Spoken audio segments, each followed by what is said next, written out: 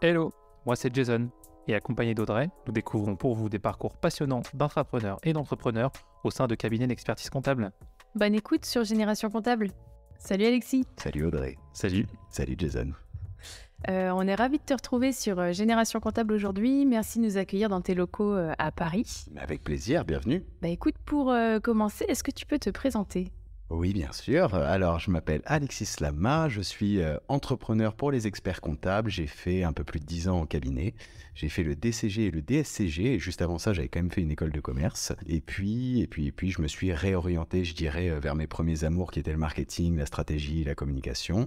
Et j'ai créé une société qui s'appelle Booster Digital depuis 4 ans maintenant, où on a accompagné maintenant plus d'une trentaine de cabinets sur l'ensemble des sujets, stratégie, marketing, communication, CRM.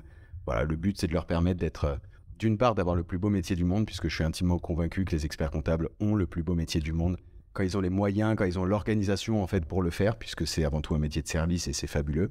Et puis voilà ce qu'on fait aujourd'hui chez Booster Digital et qui je suis. Et puis à côté de ça, je suis papa d'une petite fille que j'aime à la folie et c'est un vrai pur bonheur. Génial, belle présentation. On va revenir un petit peu en arrière. Est-ce que tu peux nous raconter ce que tu voulais faire comme métier quand tu étais petit ? Quand j'étais petit, je pense que je voulais être entrepreneur. Ça paraît con comme ça. C'est juste que j'ai une famille, mes parents étaient entrepreneurs, mes grands-parents étaient entrepreneurs. J'ai dû être bercé dans ça. Donc voilà, j'ai dû dire un jour, tiens, je vais faire comme papa, comme maman et comme mes grands-parents.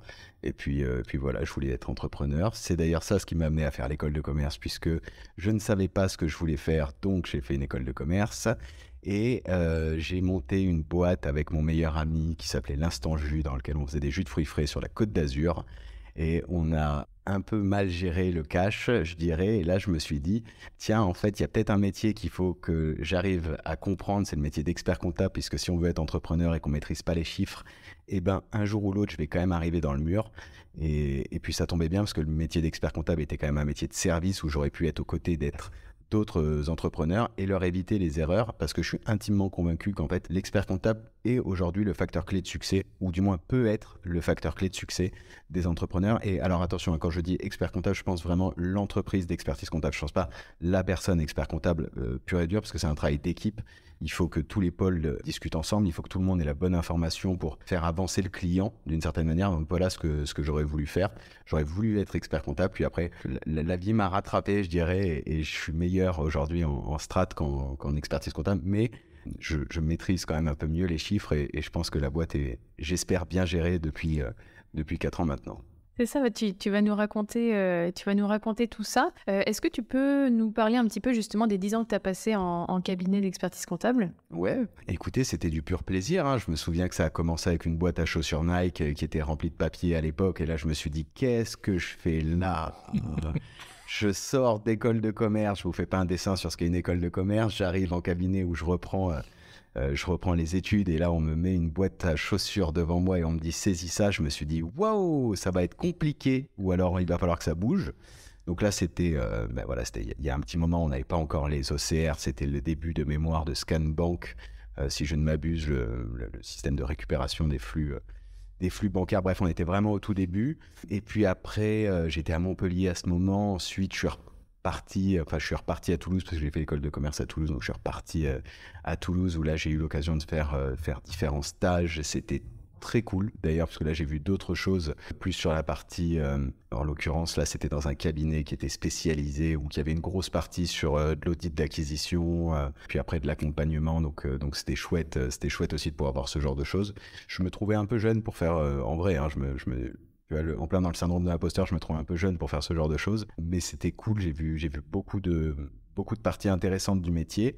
Et puis après, je suis rentré dans le cursus classique, je te dirais, collaborateur, etc. et à gérer un petit ou travailler en tout cas dans un petit bureau en périphérie de Toulouse avec l'autre équipe de Toulouse chez Compagnie Fiduciaire et c'était génial parce que je me suis fait des amis qui j'espère seront des amis pour la vie. Je vous embrasse très fort si vous écoutez le podcast. En tout cas, je sais qu'on a grand plaisir à se revoir très souvent et que d'ailleurs Bertrand avec qui je travaillais à l'époque est aujourd'hui mon expert comptable. Donc ouais, on garde des liens très très proches et d'ailleurs je suis toujours chez eux aujourd'hui Et voilà, c'était ultra... je te dirais que j'étais entre deux. C'était ultra passionnant parce qu'on me laissait l'opportunité de développer des missions en plus que je voulais faire, tu vois, un peu orienté discussion entrepreneur assez jeune. On m'a donné cette opportunité de le faire assez jeune avec les clients, participer tout de suite au rendez-vous bilan, bien préparer en amont, chercher des solutions, faire des études en particulier. Ça, c'était trop cool. Et puis, vous avez vu un peu mon tempérament. J'étais pas très comptable dans la façon de faire. Et ça, cette partie du job me dérangeait un peu plus. Donc c'est à ce moment-là où je leur ai dit, bon, d'un commun accord, comment on peut trouver une solution pour que ça s'arrête pour moi. À ce moment-là, j'avais ma femme qui n'était pas ma femme, qui était à Paris. Moi, j'étais à Toulouse et puis elle bosse dans le e-commerce, tout ce qui va concerner un peu cet environnement. Il y a plus de jobs à Paris qu'à Toulouse. Donc, j'ai décidé de venir et puis je me suis dit, tiens, quitte à changer de vie à ce moment-là, autant que j'en profite pour arrêter aussi l'expertise comptable. Donc, table rase, tu vois, repart à zéro. Et en fait, à ce moment-là, j'ai été contacté par un cabinet parisien, cabinet d'expertise comptable. Donc, vous voyez, je lui ai dit plus jamais. Et puis, si vous m'appelez, voyons voir ce qu'on peut faire. Qui voulait mettre en place une démarche bien poussée sur l'aspect commercial, en tout cas, qui avait fait un premier travail marketing et qui voulait accélérer sur l'aspect commerce. Et super cabinet, on s'est tout de suite très, très bien entendu.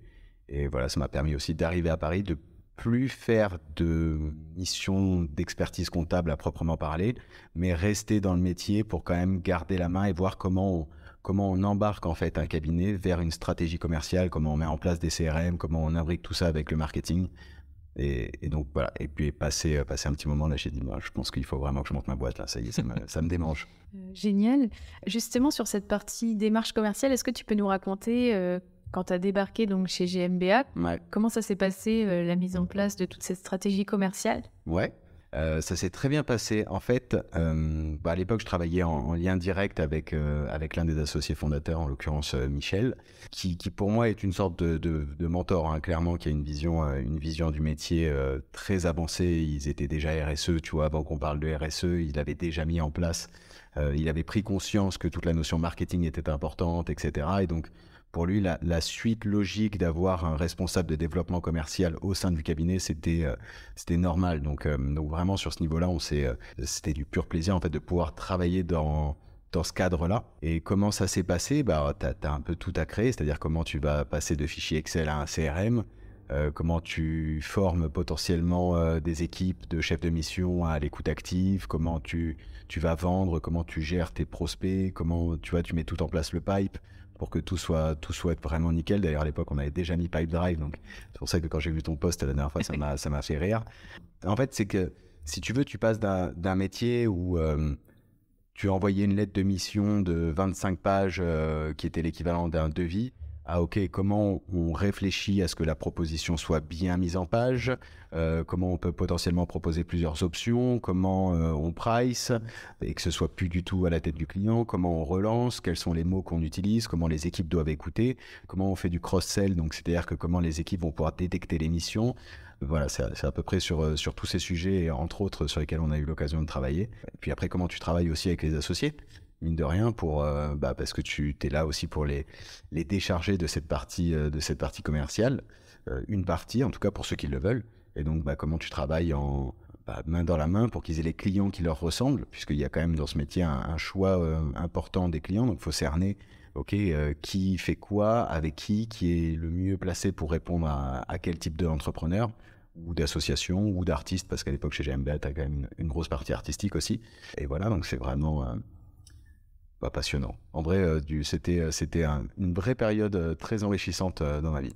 Et à ce moment-là, tu as déjà tes diplômes DCG? À ce moment-là, j'ai le DCG, j'ai pas le DSCG que j'ai raté à cause d'une matière. Est-ce que ça a joué aussi dans ma décision d'arrêter la compta? Peut-être. Et à ce moment-là, je suis dans le bureau de Michel qui me dit « Alexis, quand même, il vous reste une matière. faites-la. Et là, je pense à ce que Michel me dit, je pense à mes parents qui, si j'ai pas ce diplôme, vont se dire qu'est-ce qu'il m'a fait encore pendant tout ce temps. Et je vais faire la dernière épreuve et que je finis par avoir, je sais plus, en vrai, je sais plus ce que c'était. J'ai dû faire le mémoire, à mon avis, j'avais dû louper le mémoire d'un excès de confiance. Et puis voilà. Et là, je l'ai enfin eu. J'ai été très heureux d'avoir ce papier et puis que j'ai rangé dans une armoire chez moi. Que je ressortirai à l'occasion. Ouais, donc du coup, en fait, même si tu faisais plus d'expertise, je te dis que je finis quand même mon diplôme, histoire de valider ça, puis après je passe à autre chose. Ouais, exactement. Ok. C'est vraiment le fait de se dire, moi, j'ai quand même pas fait tout ça pour rien, quoi. De rien, il me reste une matière, je peux l'avoir. J'ai pas dû l'avoir de façon très glorieuse, hein, soyons francs. J'ai pas juste validé, quoi. Ouais, je crois que je l'ai validé. J'ai validé, j'ai le papier, on a dîné avec mes parents, ils étaient contents, et j'étais content aussi. Et est-ce que à ce moment-là, tu t'es dit, pourquoi pas finalement faire le deck? Ah, le sujet qui me revient très souvent.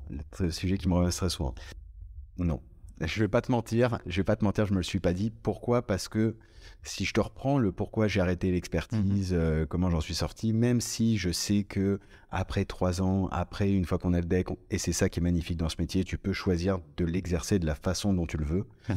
Je me voyais pas faire les 3 ans de stage, franchement. Et puis le sujet est revenu depuis vraiment assez souvent sur la table. On m'a dit mais tu devrais faire le deck, tu devrais faire le deck, tu devrais faire le deck avec tout ce que tu fais, tu comprends, tu sais comment ça marche, tu devrais faire le deck.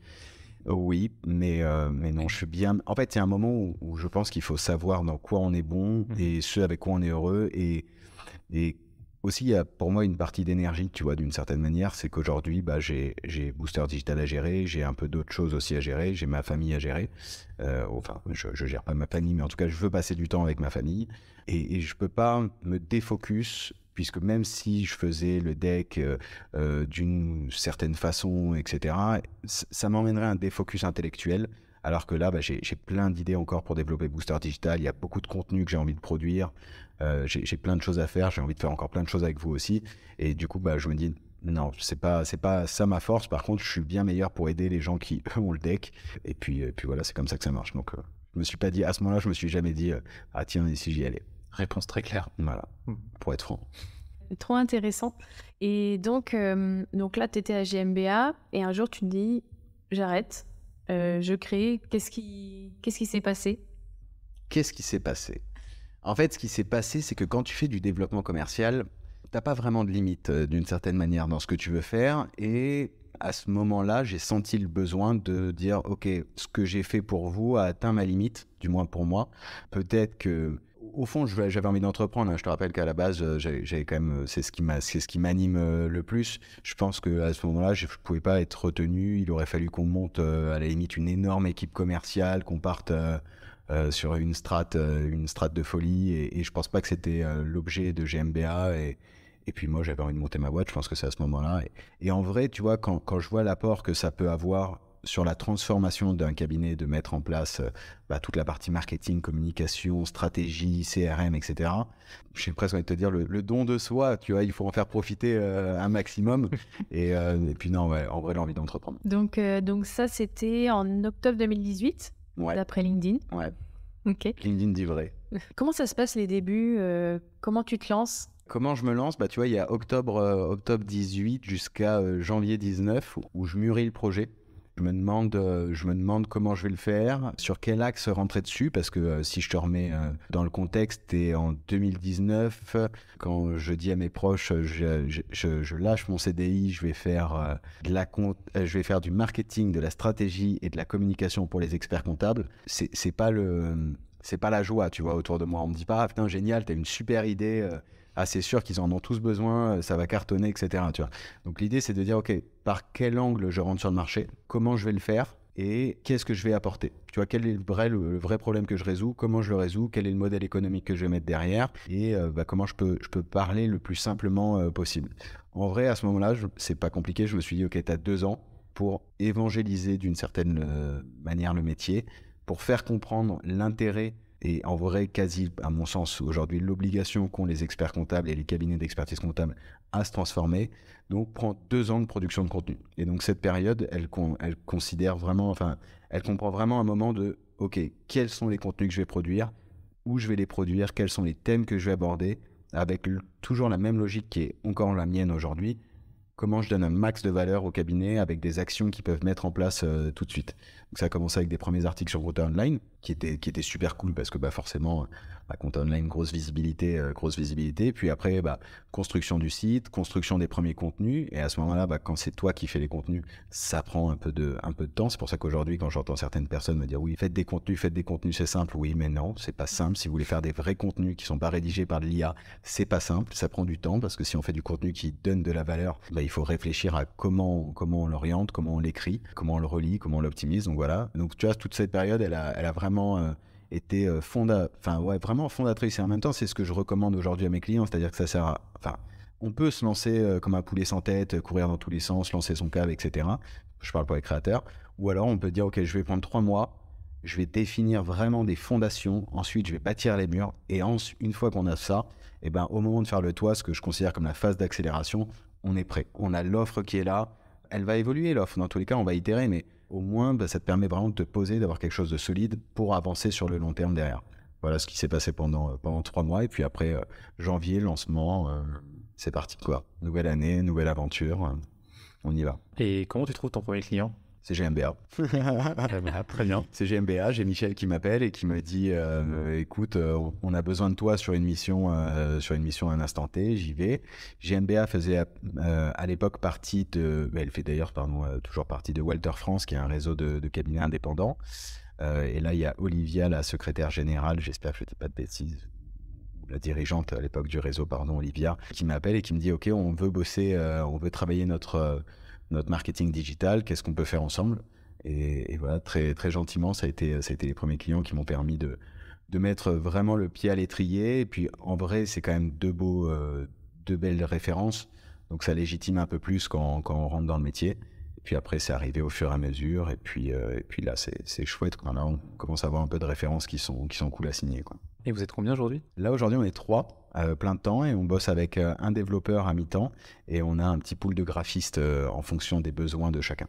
C'est à quel moment que tu fais ton premier recrutement ? Je le fais le premier jour du Covid.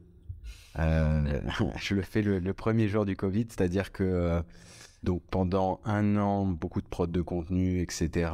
Début 2020, je me dis qu'il va falloir accélérer, c'est le moment de recruter. On signe à l'époque deux beaux contrats au début d'année, donc le temps de lancer les recrutements, etc. À ce moment-là, je rencontre Alice, qui était la première salariée. On finit par dire « Ok, go, on y va ». Et je me souviens plus exactement des dates, mais je te dirais qu'elle devait démarrer le lundi. Et le lundi, ils annoncent full confinement.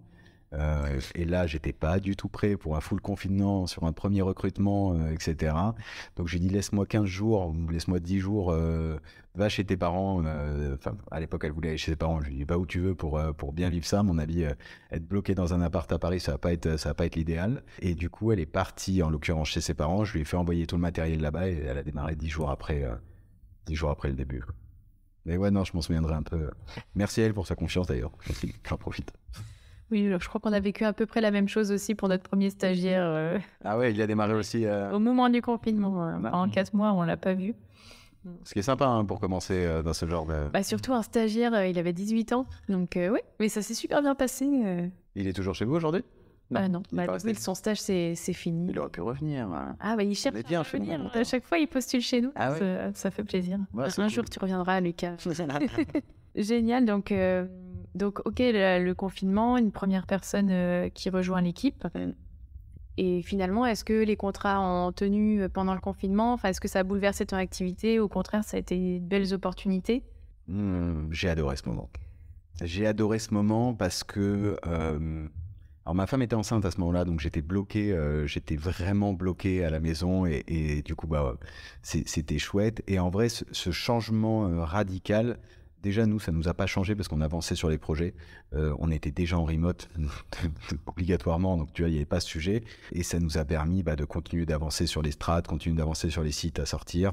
Moi, ça m'a permis aussi de libérer un peu ma créativité sur les contenus, à lancer les webinars de façon assez... un peu plus récurrente. J'ai vraiment trouvé cette période, le premier, je parle, assez en vrai, assez excitant. Pour moi, je m'étais installé directement tout le bureau chez moi, ça n'avait plus aucun sens. Et je ne le referai pas aujourd'hui, évidemment. Je ne vous dis pas que c'était... mais ouais, ça m'a bien libéré ma créativité. Les dossiers continuaient d'avancer. Et en fait, Tu vois, je me souviens, je pense qu'il y a eu un truc qui a dû être un déclic ou un quasi game changer, je te dirais, par rapport à ce que je faisais en type de contenu. C'est que j'ai été contacté à ce moment-là, donc je faisais un peu de webinaire, puis j'ai été contacté par le CJEC Midi-Pyrénées, qui me dit, tiens, on aimerait faire un webinaire avec toi sur comment lancer un cabinet, par exemple. Et il y avait un peu plus d'une centaine de personnes qui étaient venues en plein confinement. Et tu sais, on a fait des webinaires ensemble, donc j'ai une façon d'animer qui est assez dynamique. Et en fait, il y avait des super retours pendant le truc. Et c'était la première fois que je faisais un webinaire sur l'audience CJEC Midi-Pyrénées avec des jeunes experts comptables qui voulaient se lancer.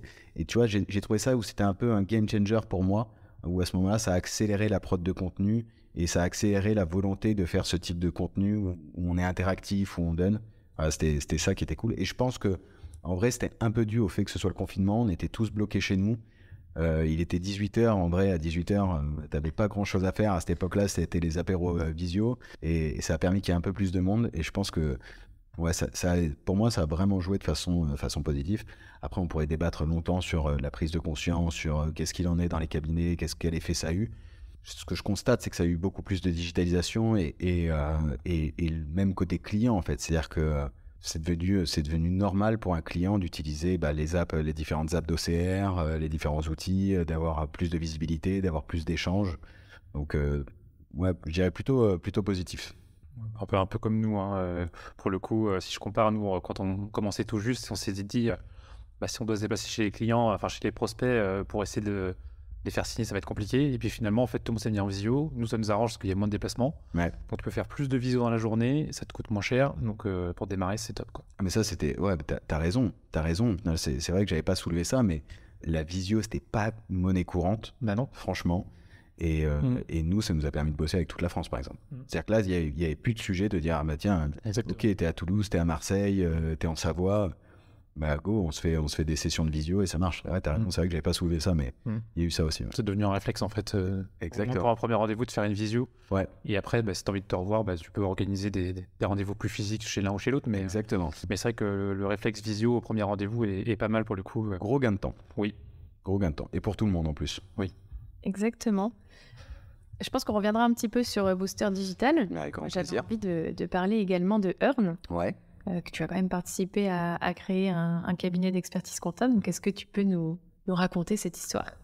Est-ce que je peux te raconter l'histoire de Earn avec grand plaisir ? Tu vois, tu parlais de confinement, ça fait partie aussi un peu du confinement. Avec Guillaume Thomas, qui était client de Booster Digital, on s'est dit, OK, qu'est-ce qu'on peut faire pour essayer d'innover dans le métier, dans la façon dont on fait le service ? Moi, tu vois, je suis pas quelqu'un de tech, j'adore les techs, tous mes amis bossent dans la tech.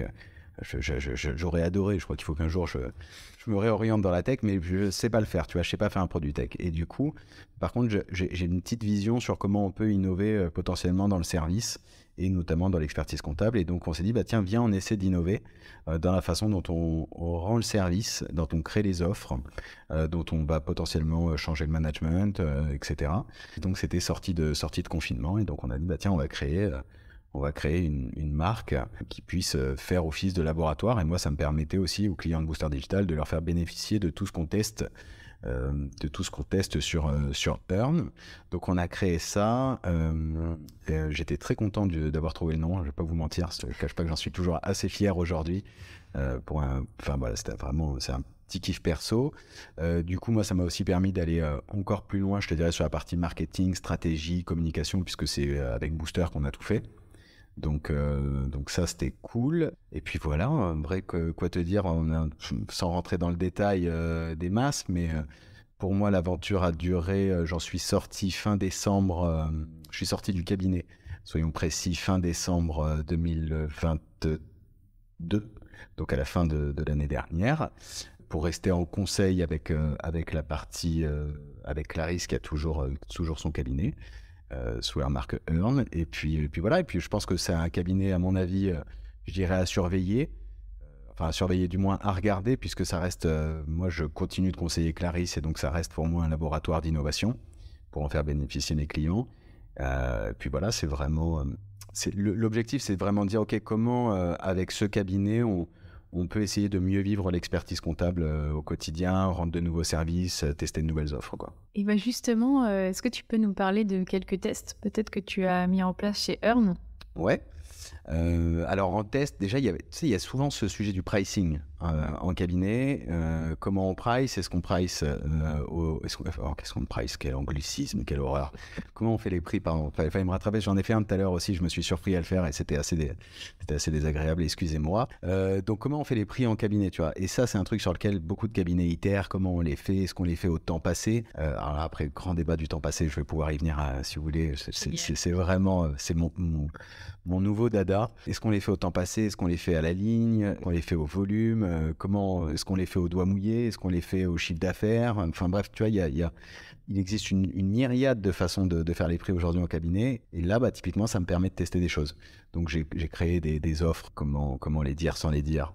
J'ai créé une espèce de matrice de calcul des coûts suivant différents critères qui ne sont pas dans tout ce que je viens de te dire avant, ou qui en font partie pour certains, mais pas pour d'autres, pas pour les temps passés par exemple, et où là, ça permet d'itérer et de créer des offres sur mesure. Ça m'a permis aussi de dire, ok, qu'est-ce qui se passe si tu prends une verticale, et moi je crois énormément à la verticalisation. Je pense qu'aujourd'hui, on est bien meilleur si on connaît parfaitement l'écosystème du client. Je vais pas jusqu'à la spécialisation. Enfin, tu vois, je te parle pas de spécialisation, je suis pas dans ce sujet, je suis juste en train de te dire, tiens, si moi, mon expert comptable, il a 15, 20, 50, 100 agences de com, par exemple, mon Dieu, ça va être un pur plaisir. Quand il va me conseiller, il aura une vision globale de ok, t'en es où, ton taux de marge brute, est-ce qu'il est bon, est-ce qu'il est pas bon, t'as pris quel outil, pourquoi tu n'utilises pas celui-là, viens, on fait un event, ça permet de te rencontrer avec les autres, tu vois.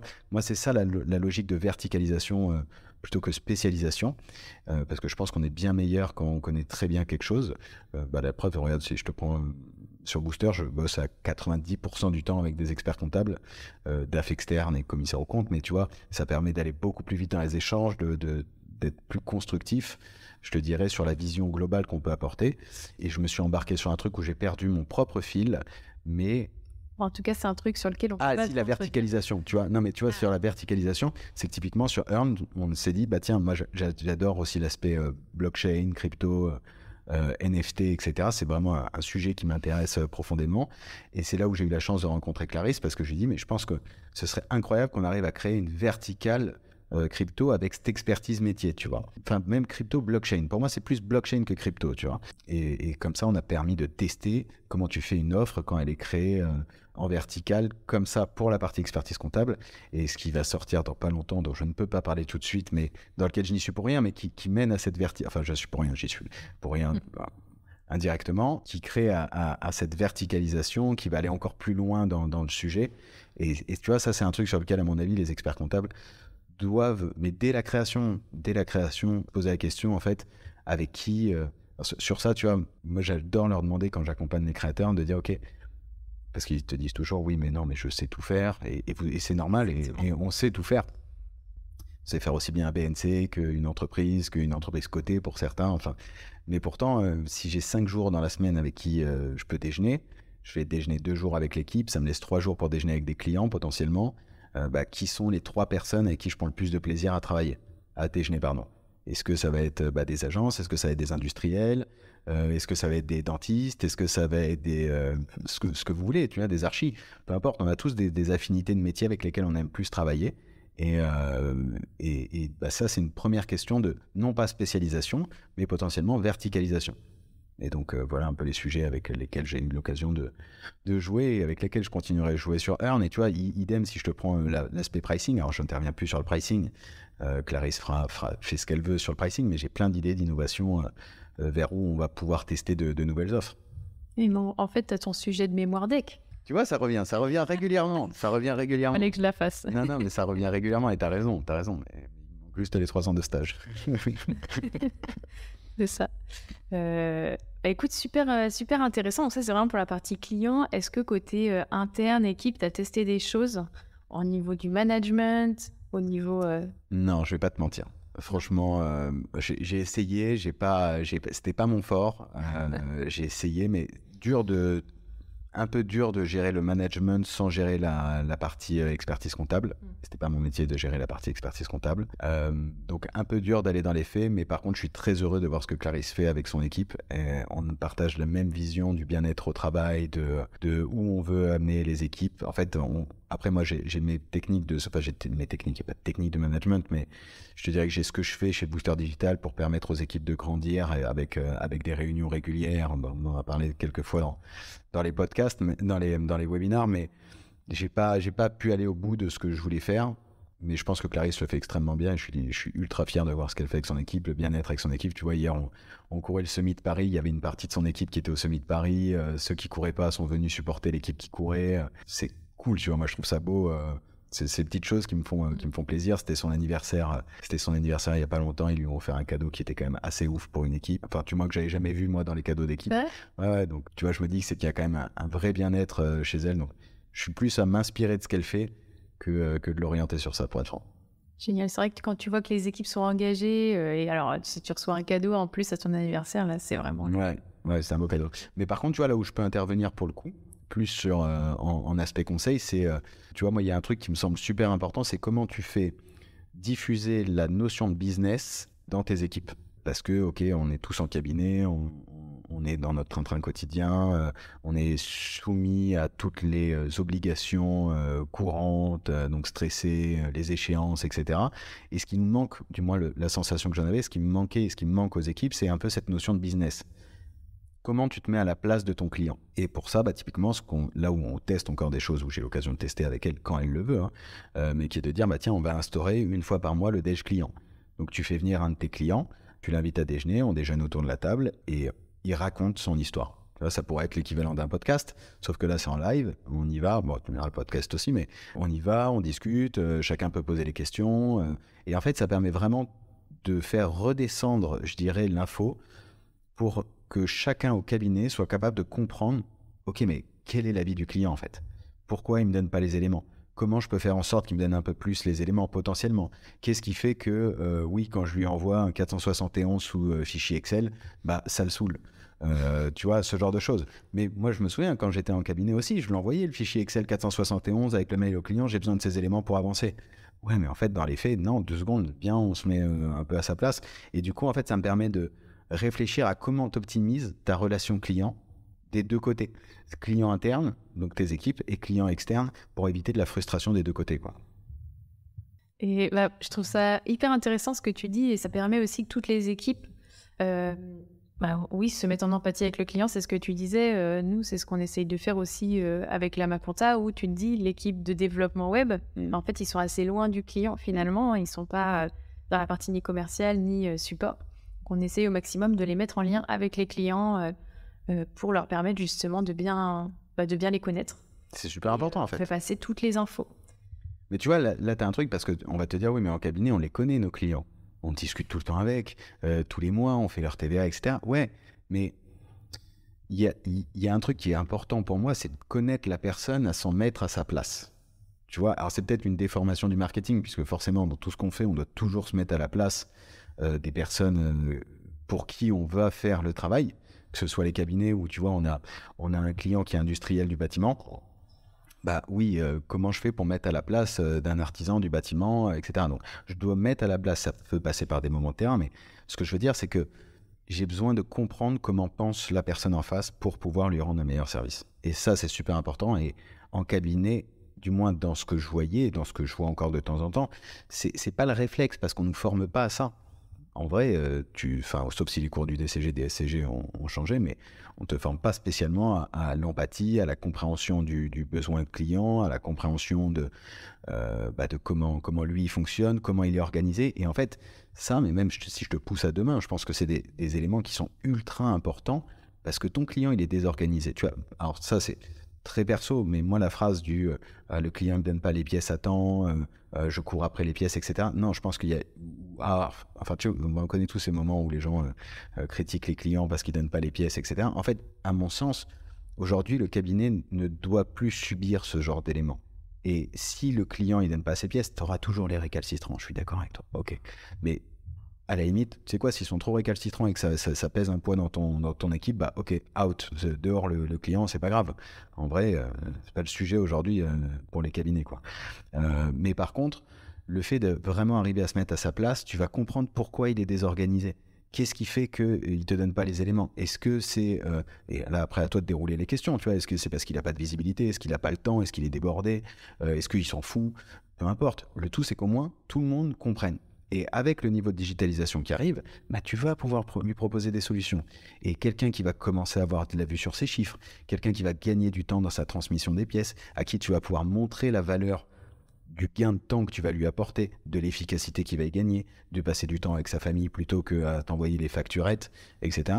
Tu vois, ça passera, à mon sens, par les équipes qui sont au contact au quotidien et qui vont pouvoir détecter quotidiennement, en fait, les vrais besoins. Mais encore faut-il être capable de se poser et dire, OK, mais vous, monsieur le client, pourquoi vous ne me donnez pas les éléments, quoi, plutôt que de se placer du côté il ne me donne pas les éléments, il est toujours pareil, et il me donne les trucs le 21 pour le 23, bref, tout ce qu'on connaît, quoi. Oui, c'est comment transformer une problématique à son niveau en une opportunité d'accompagner encore mieux son client. Ouais, là carrément, c'est ça. Et puis après, si tu rajoutes la casquette business, tu vas dire comment je fais des offres, etc. Mais même juste là, je te dirais, OK, comment je pars d'un statu quo en cabinet qui est de dire je subis et mon client ne me donne pas les pièces à OK, en fait, je place mon client au centre, je place mon équipe au centre parce que c'est un travail en binôme. C'est-à-dire que l'équipe qui n'est pas contente parce qu'elle n'a pas les pièces, le client qui n'est pas content parce qu'il n'a pas sa TVA, il a sa TVA le jour J, en fait, ça crée des frustrations des deux côtés. Et je suis sûr que travailler main dans la main les deux fait que, en détectant les besoins, fait que tu arrives à un super résultat et où tout le monde s'épanouit, quoi. Clairement. Et justement, ça passe aussi, je pense, par l'outillage. Ouais. Parce que pour s'organiser, on a parfois aussi besoin d'outils, même si l'outil ne fait pas tout, on est bien d'accord. Est-ce que tu peux nous parler un petit peu de toi, ton organisation? Je sais qu'en plus, tu es très friand de ça, de comment être toujours plus performant. Ouais. Est-ce que tu peux nous raconter toute ma stack d'outils.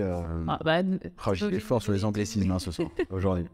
Peut-être pas tous tes secrets, mais quand même quelques outils phares. Alors pour moi, l'outil phare, aujourd'hui, le cœur du réacteur, ça va être... Alors moi, j'utilise Asana, mais ça pourrait être n'importe quel autre outil de gestion de projet. Ça c'est, j'en suis d'une certaine manière, pas forcément Asana, parce que je pense que je pourrais en changer, mais ce principe de l'organisation par gestion de projet, c'est totalement indispensable pour moi. Après, ça passe par des réunions, tu vois, qu'on se cale avec l'équipe. Là, on a fait le weekly tous les lundis matins où chacun vient dire les 5 grandes prios qu'il a dans sa semaine. Comme ça, au moins, on sait qui va faire quoi sur la première tâche, de la journée. Ça permet aussi lorsqu'on est à distance, tu vois, de faire le daily 5-10 minutes le matin. OK, comment ça va? Qu'est-ce qui s'est passé hier? Qu'est-ce que tu as prévu aujourd'hui? Est-ce que tu as besoin d'aide? Ça, tu vois, c'est du direct gestion de projet, du direct dans Asana, mais aussi un peu de l'indirect. Ce que j'aime beaucoup faire dans le principe de l'amélioration continue, c'est de chercher chaque semaine, que ce soit pour moi ou que ce soit pour les personnes avec qui je travaille, quel a été le 1% d'amélioration qu'ils ont eu cette semaine dans leur quotidien. Puisque, en vrai, à la fin, tu arrives sur un effet cumulé qui est assez intéressant. Et de le formaliser, c'est-à-dire juste dans le petit mail, le vendredi, OK, mon 1% d'amélioration cette semaine, ça a été... mais ça passe par des choses toutes bêtes. Tiens, je me suis créé une automatisation dans Asana. Tiens, j'ai créé tous les modèles de mail que je dois envoyer. C'est des petites choses parce qu'en fait, autant nous, on peut programmer des choses quand on les fait, puis entre-temps, les choses évoluent. Et on n'a plus la main dans toute la prod. Tu vois, quand on fait par exemple les réseaux sociaux des clients, j'avais une façon de les faire quand je les faisais qui du coup a peut-être évolué. Il y a peut-être des nouveaux outils qui permettent d'être plus productifs, lesquels on va utiliser. J'ai découvert ça, on le prend, etc. Voilà, c'est ces petites choses qui sont vraiment clés. Donc ouais, côté orga, je te dirais Asana pour la gestion de projet. Le 5 tâches par semaine au weekly, il est vraiment important parce que il soulage en même temps tout le monde. Tu vois, d'une certaine manière, c'est de dire, on a tous notre quotidien, on a tous plein de tâches qui arrivent, mais quelles sont les 5 plus importantes qui doivent être finies ce vendredi pour que le grand projet avance. Donc ça, même au niveau des équipes, c'est cool. Un master objectif dans l'année qui me permet d'avancer, puis après, je leur découpe sur le plan à 90 jours. Ça, c'est vraiment les gros points. Après, je te dirais en com interne, si tu m'enlèves Slack, je suis perdu. C'est les gros trucs d'orga. J'essaie de réfléchir un peu en stack d'outils, mais je suis pas pour la superposition des outils toujours. Le tout, c'est de dire, OK, comment chaque outil va me faire gagner du temps et comment je vais être un peu meilleur. Et puis ce 1% d'amélioration, il vaut aussi, je rebondis parce qu'on dirait que je suis un fou de la productivité, etc. En fait, je réfléchis à comment je peux organiser mon temps de la meilleure des façons pour aussi passer du temps à faire autre chose que travailler. Bien que quand tu montes ta boîte, ça prend en fait beaucoup de temps, mais ça te permet d'être vraiment efficace. Tu vois, c'est-à-dire que moi, je sais qu'aujourd'hui, je dois être... j'arrive au bureau vers 8h30 à peu près quand je vais pas courir. Et puis le soir à 19h, je vais être chez moi, quoi. Je vais voir ma fille. Donc en fait, comment tu t'organises au mieux pour faire entrer un max de choses pour être efficace de 8h30 à 18h30, le temps de rentrer grosso modo. Et j'évite autant que possible de ressortir l'ordinateur pour traiter les mails le soir. Question de, encore une fois pareil, tu as des équilibre familial et le week-end, de pouvoir passer 100% du temps avec ma famille. Mais là, je te le dis maintenant, ça paraît cool, etc. J'ai évidemment essuyé des plâtres. J'en essuie toujours de temps en temps. On a tous des moments de rush, mais c'est dans cette vision en fait que je vois la productivité et l'amélioration continue du 1%. Il joue aussi dans les équipes. Tu vois comment ce que je m'impose, je leur impose aussi. C'est-à-dire qu'il n'y a pas un mail qui doit partir le soir ou le week-end, je ne comprendrais pas. Tu vois, il n'y a pas la logique. Du coup, comment elles peuvent trouver le moyen de s'améliorer leur quotidien et comment moi, je peux leur donner les moyens aussi d'atteindre leurs objectifs pour s'améliorer au quotidien. Et puis, je pense que c'est bien, même niveau psychologique, de se dire que chaque semaine, elle est 1% mieux que celle d'avant en termes de gestion des projets, relations, enfin tout ce que tu fais au quotidien. C'est de te dire que si tu as une semaine entre guillemets un peu pourrie, tu te dis la semaine suivante va être un peu mieux parce que j'ai automatisé un truc ou j'ai mis tel truc, comme tu disais, je préparais les mails ou des choses comme ça. En fait, chaque semaine, tu as une win. C'est plaisant quand même. C'est comme tu vois sur les outils de gestion de projet, quand tu cliques, tu as fini, tu as souvent des petits emojis, tu as des trucs cool qui te disent oh, super, tu as fait ta tâche. Et là, chaque semaine, tu sais que tu as été une meilleure personne que la semaine précédente. Perso, moi, ça me fait du bien. Et ça, c'est quelque chose que tu imposes, le côté d'améliorer quelque chose en plus, ou c'est un truc qui est venu un peu comme ça au fur et à mesure? Est-ce que je l'impose aux gens? Oui, à l'équipe, du coup. Le 1%? Ouais, je l'impose. Ok. Je l'impose parce que c'est une vraie démarche intellectuelle. En fait, c'est que moi, avant de me l'imposer, tu vois, avant de le découvrir, je le faisais pas. Tu vois, ou du moins, je le faisais pas directement. J'ai toujours, je pense, été intéressé au développement personnel, etc. Mais je le faisais pas de façon organisée. Le fait de l'inscrire et de dire, ok, j'ai fait ça cette semaine de mieux que la semaine précédente, c'est un truc en plus. Et donc oui, je l'impose aux équipes. Après, c'est pas grand-chose, hein, c'est 1% d'amélioration. On trouve tous 1% d'amélioration. Bien sûr, mais si on se le dit pas, en fait, on peut toujours dire je ferai ça la semaine prochaine. Et en fait, t'as rien fait de ton année, quoi. Exactement.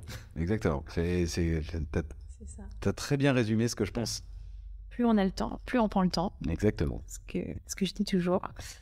Et alors, au-delà des outils, de la performance, etc., tu fais du sport? Tu as des hobbies?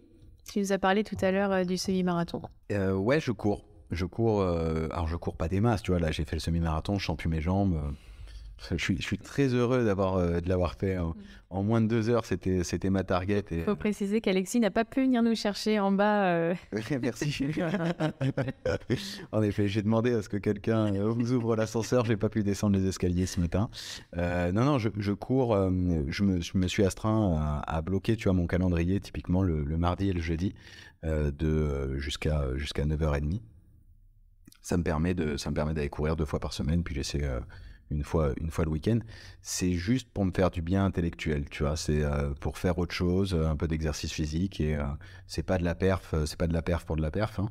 C'est vraiment, ok, comment je fais pour penser à autre chose. Parfois écouter des podcasts, parfois écouter de la musique, parfois rien faire, juste prendre l'air. Et ça fait un bien, redescendre un peu la pression. Ça fait un bien fou. Voilà à peu près ce que je fais. Après, j'aimais bien jouer au squash, mais ça fait longtemps que j'en ai pas fait. Plus compliqué, tu vois, de trouver du temps, un partenaire, trouve le ça part toujours d'une bonne intention, tu réserves le créneau, tu dis on va y aller toutes les semaines, puis deuxième créneau, puis en fait non, tu vas pas, et puis abandon. Ouais, tant que ça devient pas une habitude. Exactement. C'est là où... Au moins courir, au moins t'es tout seul à y aller et tu peux toujours... Exactement. Et puis tu vois, il y a ce truc où en fait tu peux t'en prendre qu'à toi d'une certaine manière, c'est-à-dire que si tu vas pas parce que tu t'es raconté une salade, parce qu'en fait il faisait un peu froid et que tu t'es dit il fait un peu froid, en fait je vais plutôt aller au bureau, et tu sais que quand tu arrives au bureau, tu t'es dit je me suis mis une belle salade à moi-même, allez, commence ta journée, mais tu vas y retourner la semaine prochaine. J'aime bien ce côté aussi, en tout cas dans moi, ma vision de courir, qui est de dire ok, je cours pour me faire du bien et me libérer un peu la tête, de pas me mentir à moi-même. C'est-à-dire que quand j'y vais pas, je sais que j'y vais pas et je sais que je me suis menti à moi-même et c'est OK. Tu vois. Bienveillance. Ouais, bah quand même. C'est quoi les 1% de cette semaine? Attends doucement, là on est on est lundi. Je l'ai pas encore trouvé. Tu l'imagines au fur et à mesure de la semaine?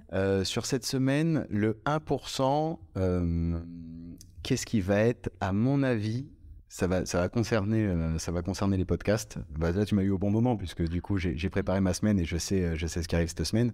Bah, c'est clair, on est en train de travailler sur un projet de podcast aussi, et c'est un projet qui me tient à cœur depuis très longtemps. Je ne savais pas par quel bout m'y prendre, c'était un vrai sujet.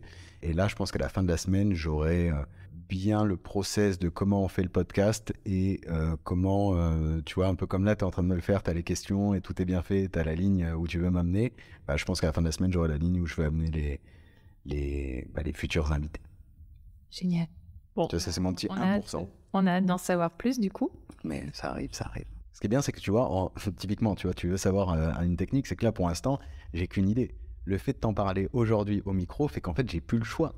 Je dois sortir ce podcast, tu vois. Et ça fait partie de ce genre de petits trucs où je me dis, OK, j'aurais pu te dire non, mais je sais pas, je t'aurais sorti un 1% de productivité, un truc comme ça. Non, je viens de te parler de mon projet de podcast qui me tient à cœur depuis X années. Voilà, j'ai plus le choix. Donc, j'ai hâte de vous avoir en futur auditeur sur le podcast. Avec grand plaisir quand on se mettra à courir, peut-être. Ah ben, ça arrivera, tu vas voir. Tu te dis toujours que ton job, c'est de permettre aux experts comptables d'avoir le plus beau métier du monde. Ouais. Alors déjà, je trouve que ce slogan est vraiment super. Merci. Tu penses que la profession, elle va évoluer comment? Et quelles sont justement les conditions pour aller chercher un maximum d'opportunités? Waouh, comment elle va évoluer? Moi, je vois depuis le premier jour un avenir radieux en fait au métier, parce que tout ce qui... Une grosse partie, allez, on peut pas dire tout, parce qu'à chaque fois, on sait jamais, etc. Mais une grosse partie de ce qui embête un maximum de monde dans la profession va être amené à disparaître. Moi, il y a toujours un truc qui m'a surpris, c'est comment t'envoies des fusées sur la Lune et tu continues de saisir un truc à la main. Tu vois, ça, c'était un truc, quand j'étais en cabinet, je comprenais pas. Je me disais, mais attends, les mecs, ils ont réfléchi. Ils ont envoyé des gens sur la Lune et moi, je saisis un truc qui est... Ça veut dire la même chose à la main. Personne s'est penché sur la compta. C'est pas possible. C'est moins sympa qu'envoyer des gens sur la Lune. Et en fait, du coup, maintenant, donc tout ça, il y a quand même 2-3 personnes qui ont compris l'opportunité de business qu'il allait y avoir derrière tout ça. Donc, ils ont fini par se pencher sur le sujet. Donc ça, tu vois, c'est des trucs qui vont évoluer. À partir du moment où tu enlèves tout ce qui peut embêter une grosse partie dans la profession, ça fait qu'en fait, toutes les personnes qui vont travailler en cabinet, ou les experts comptables qui sont déjà experts comptables, ou ceux qui vont se lancer, vont avoir l'opportunité réellement maintenant de choisir de faire le métier qu'elles souhaitent. C'est-à-dire que tu aimes X ou Y chose, tu vas pouvoir bosser avec X ou Y, tu vas devenir un spécialiste de ça, tu vas vouloir faire du conseil. Mais conseil, ça peut tout et rien dire. Moi, je trouve ça toujours un peu compliqué, mais qu'est-ce que tu mets derrière le conseil? Et pour savoir en fait ce que tu mets derrière le conseil, tu vas demander à ton client qu'est-ce qu'il attend derrière le conseil. Et en fait, tu vois, si tu me demandes vers où je pense que va aller la profession, je te dirais que moi, la façon que j'ai de le voir, c'est que ça va devenir une vraie profession axée sur le bénéfice client. Puisqu'en fait, tes offres vont être obligées d'être axées sur le bénéfice client à partir du moment où aujourd'hui, ce que tu fais...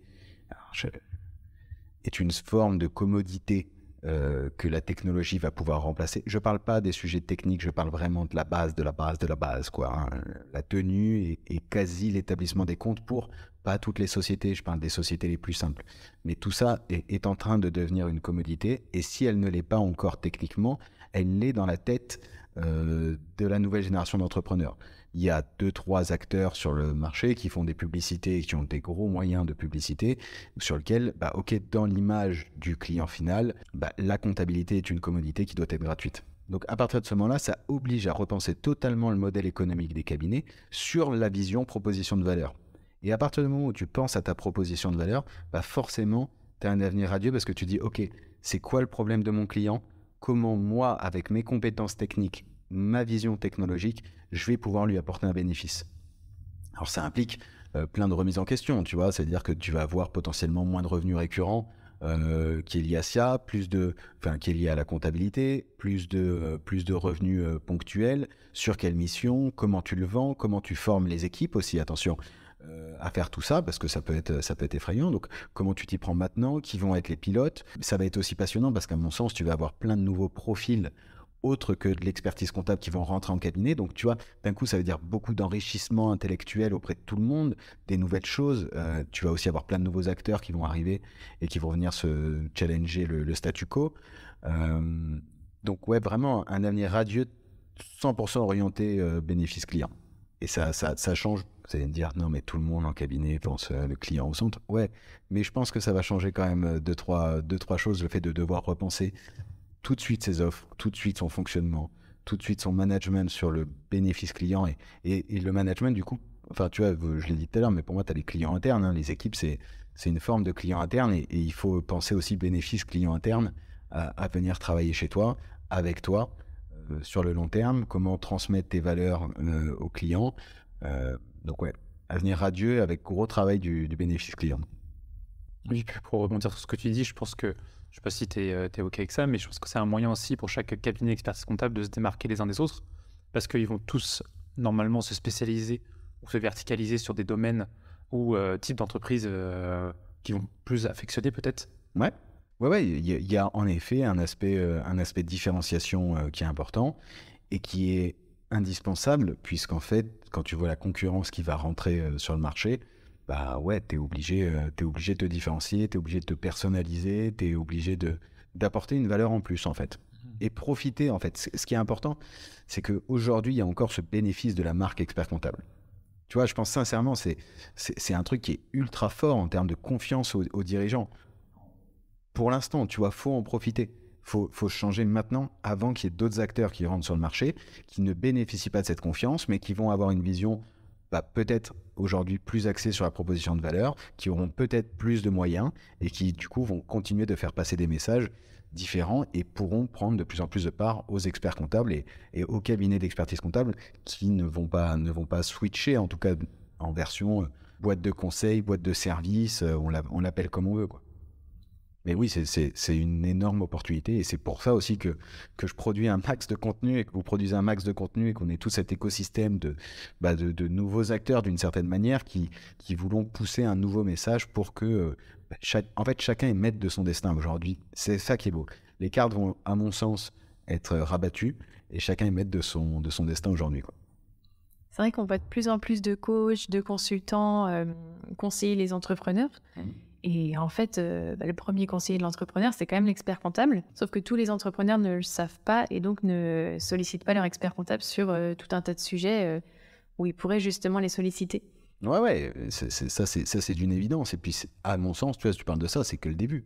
Une fois que ta donnée elle est agrégée de façon quasi automatique, tu as à peu près toutes les personnes qui ont un début d'expérience entrepreneuriale et une vision business qui vont être capables de lire les grandes lignes des comptes.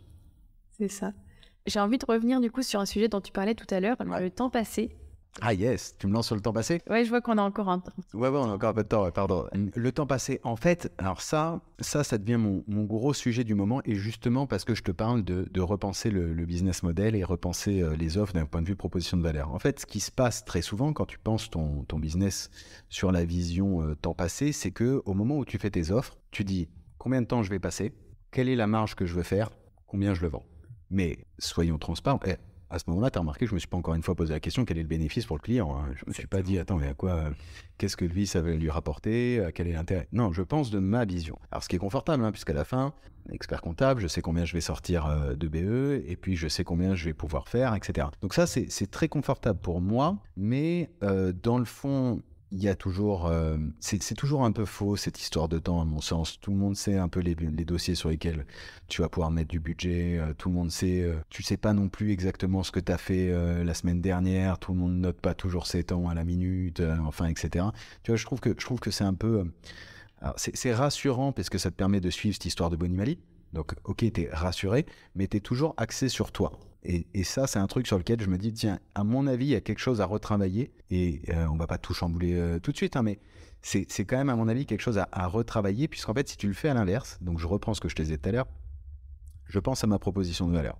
Ma proposition de valeur, c'est donc combien mon client va retirer minimum de ma presta. Tu vois, et en réalité, je suis quasiment en me disant ça, en train de me dire, ma presta est indispensable du coup pour lui. Et là, je te reviens à pourquoi les experts comptables ont le plus beau métier du monde, puisque c'est un métier de service et qu'en vrai, comme je suis fondamentalement convaincu qu'ils sont le facteur clé de succès de l'entrepreneur, quelle est la valeur que tu mets derrière le succès de l'entrepreneur? Vous vous rendez compte? Enfin, c'est ça, tu vois, ma logique. Et du coup, je me dis, OK, quelle est ma proposition de valeur? Donc, quel est mon prix? Alors évidemment, ça pose une question de prix de marché, prix acceptable, etc. Mais tout est la question et de ce que tu mets dans ton offre à ce moment-là.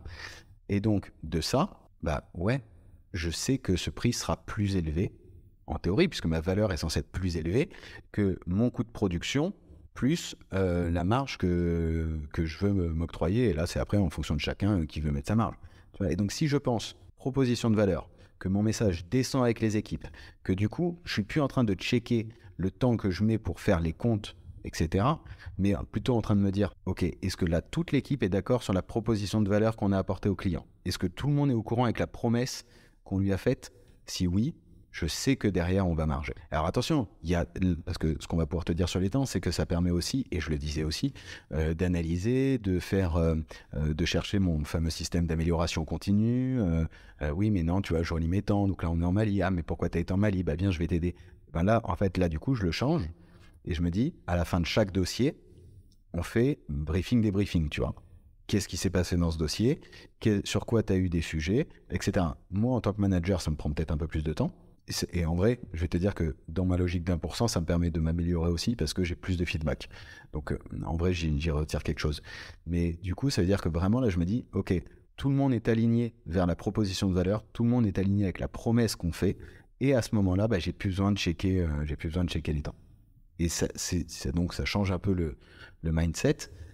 L'état d'esprit de comment tu vois les choses, ça demande de changer aussi ton offre parce que forcément, tu vois, quand il y a des offres qui sont... ça demande de repenser le pricing. En vrai, sur les pricing qui ont été faits comme ça, oui, c'est vrai que quand tu vends avec une logique de proposition de valeur, tu vas vendre plus cher que ce que tu vends au taux passé, au taux horaire, et du coup, tu vas perdre une partie de tes clients.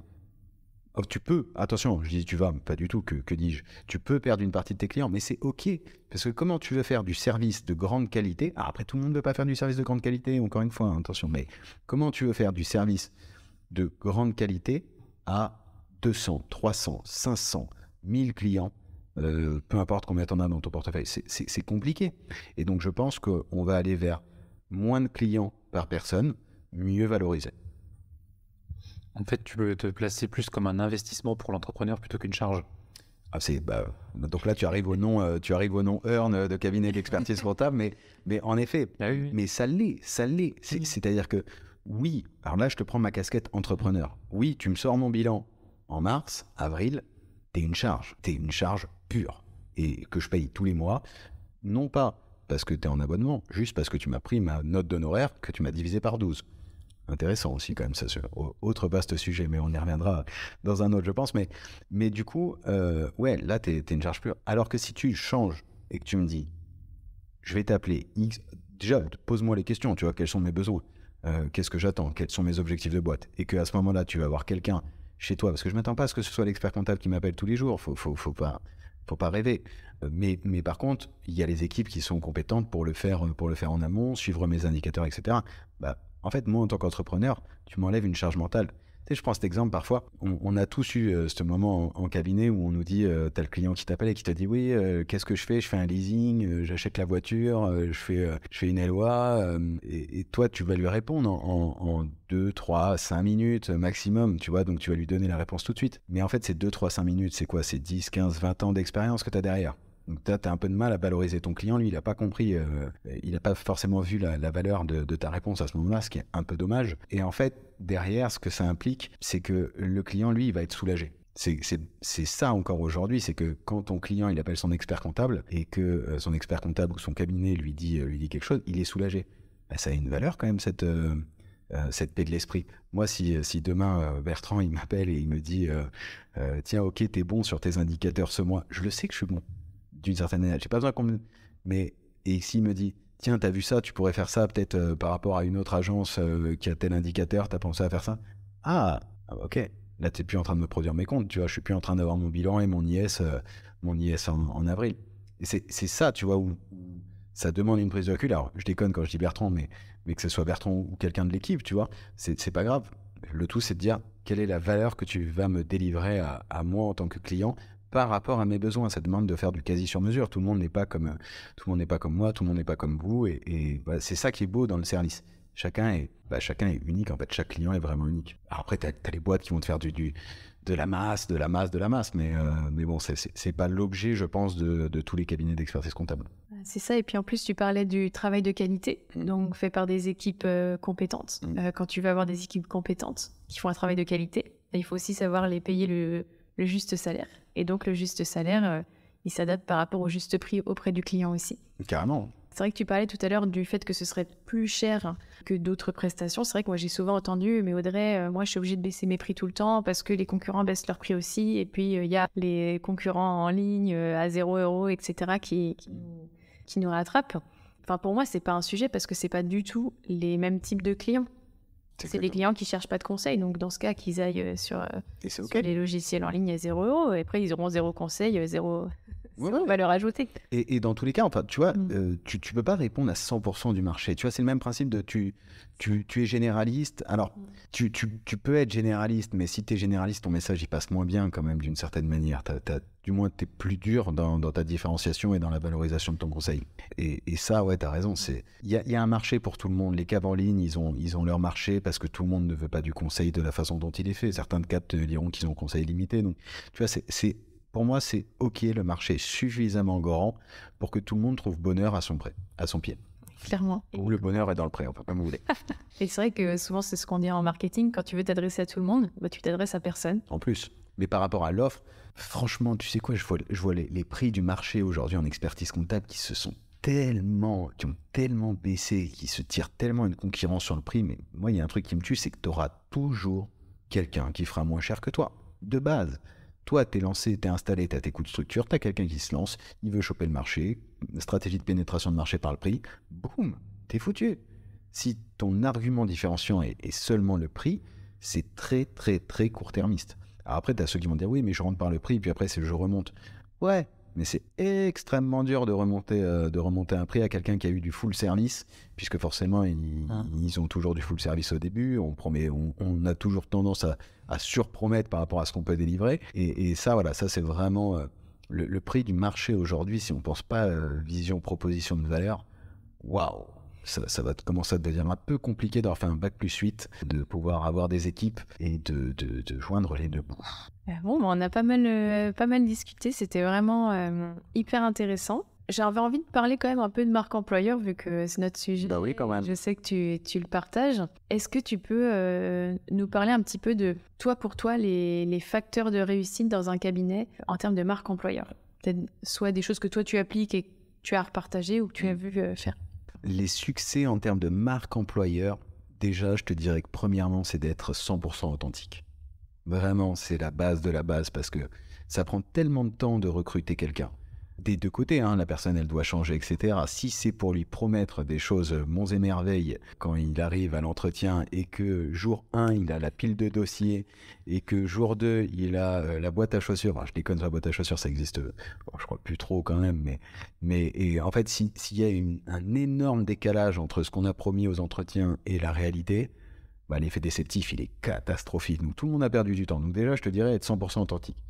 Ensuite, je te dirais que c'est pas parce que vous avez un baby-foot que d'un coup vous faites de la marque employeur, comme ça on ce que j'appelle le syndrome du baby-foot, j'adore ce terme-là. Mais c'est chouette de vouloir se la jouer start-up, mais derrière, en fait, il y a tout un écosystème, enfin tout un environnement, en tout cas, de petites choses qui sont importantes. Donc ça, à mon avis, ce qui rejoint l'authenticité, en vrai.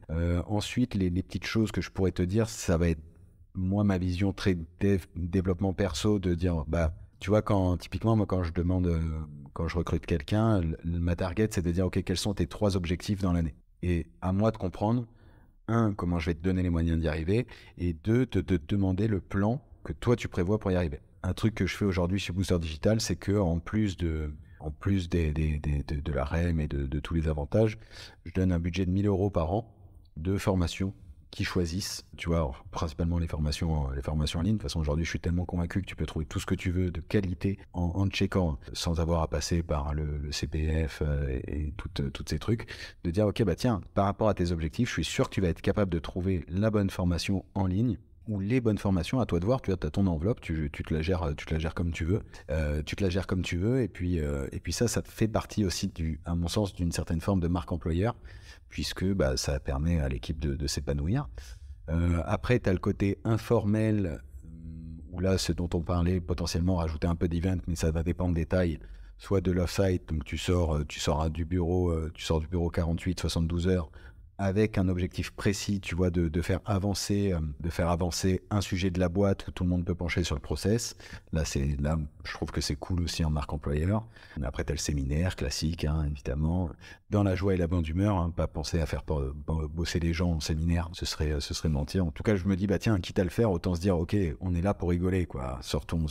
Gardons l'off-site pour bosser et gardons le séminaire pour le moment convivial. Après, j'aime bien plus les moments qui sont liés à de l'informel, quoi. Ok, il s'est passé un truc aujourd'hui, bonne news, on va prendre un verre. En fait, du naturel. Je dirais. Et si, ce que je fais, mais c'est pas de la marque employeur, je sais pas trop comment le définir, mais ça me permet aussi de m'assurer que tout est ok. C'est que tous les mois, je fais un petit one-to-one, tu vois, en mode cool les cool, pour savoir ce qui s'est passé de cool et de moins cool ce mois. Ça désamorce potentiellement des tensions à un instant T. Ça permet de vérifier aussi, à ce moment-là, d'aligner si par rapport aux grands objectifs de la personne, tout est toujours OK. Donc ça, et si elle est toujours raccord aux valeurs de la boîte. C'est le petit moment côté perso. Est-ce que tu es OK avec les valeurs ? Parce que si tu te places de la côté proposition de valeur, tu vois, dont on parlait juste avant, et que donc cette proposition de valeur est généralement construite aussi un peu par rapport aux valeurs de la boîte. Est-ce que tu es toujours en accord, ou tiens, si tu es plus... Et c'est normal en fait dans la vie de plus toujours être OK. Tu vois, il y a des mois où on est plus dedans, d'autres où on est moins dedans. Il y a des mois où tu as plus de taf. Donc est-ce que c'est bon pour toi ? Est-ce que ça en est ? Ça permet d'avoir un peu de suivi. Voilà, parce que je pense un peu de la marque employeur. Puis après, évidemment, on n'en a pas parlé, mais communiquer en fait. Là, je te parlais de trucs, ça paraît tellement évident, mais si tu fais tout ça et que personne ne le sait, ou si tu as des bons moments et que personne ne le sait, c'est dommage, quoi. Puis après, si tu n'as pas une bonne page sur la Maconta aussi, c'est dommage. Tu vois, il manque un petit quelque chose dans le full package.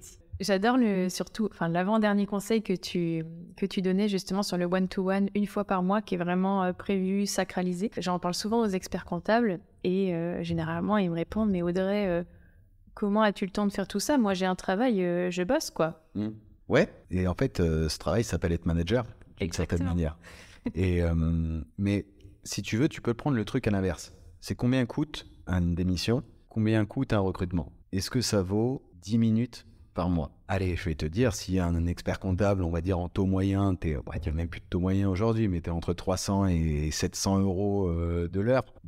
10 minutes par mois, ça demande pas... ça se fait en tout cas pour avoir une cohésion d'équipe. En tout cas, je pense que ça se fait. Et tu vois, si tu veux un tip, parce qu'on va dire, ouais, mais le temps de préparation, etc. Moi, un tip, c'est que j'ai sur mon téléphone, j'ai des notes avec réunion du mois, et qu'au fur et à mesure du mois, pour me souvenir du cool les school, quand il y a un cool et quand il y a un les school, je le note à ce moment-là. Et je reviens dessus, et comme ça, la réunion du mois, le one-to-one, c'est 10 minutes. Parfait. Écoute, est-ce qu'il y avait un autre message que tu voulais faire passer, une actu ? Soyez heureux dans ce que vous faites au quotidien, quoi. En actu, je te dis, je me suis lancé la patate chaude tout seul avec le podcast qui va sortir très prochainement.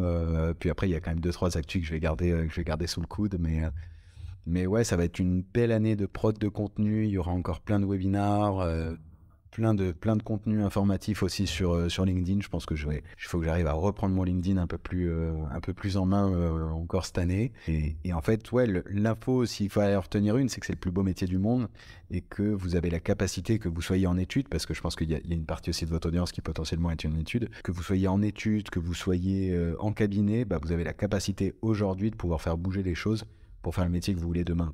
Et ça, c'est pas dans tous les métiers que tu as la chance de pouvoir voir et d'être acteur de la transformation en direct. Et ça, c'est super cool. C'est clair. Et la première chose à faire, du coup, c'est de s'abonner à ta newsletter, qui est Très cool. Merci. Ouais, en effet, hein, on peut s'abonner à la newsletter de Booster Digital, on peut s'abonner, tu vois, on parlait de labo. Ma newsletter est un vrai labo. Hein. Chaque mois, normalement, elle évolue. Chaque mois, il y a un nouveau truc qui sort. Avec des vidéos, c'est sympa. Il peut y avoir des vidéos, il peut y avoir des ressources typiquement qu'on crée pour les cabinets. Donc ouais, la newsletter de Booster Digital est très cool. Enfin, j'espère. D'ailleurs, dites-moi en retour si elle est cool.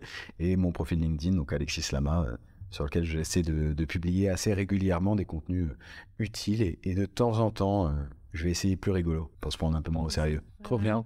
Qu'on trouve un truc avec Slama Compta. Il y a vraiment quelque chose à faire, je pense. Il y a vraiment un truc. C'est que, alors pour être franc, tu sais, quand j'appelle et que je dois réserver quelque part ou que je dois donner mon nom, je dis S de Serge et Lama comme l'animal. Maintenant, je vais dire Lama comme Lama Compta. Yes. On a une dernière question pour soi. Vas-y. Quel compte comptable es-tu et pourquoi? Ah, quel compte comptable je suis. Alors attends, vas-y, tu me rappelles le PCG. Je te dirais. C'est une bonne question. Quel compte comptable je peux être? Attends, laisse-moi me rappeler. J'ai envie de te dire que je serais une classe 7, mais c'est juste parce que je suis vraiment trop axé sur la proposition de valeur que j'apporte à mes clients.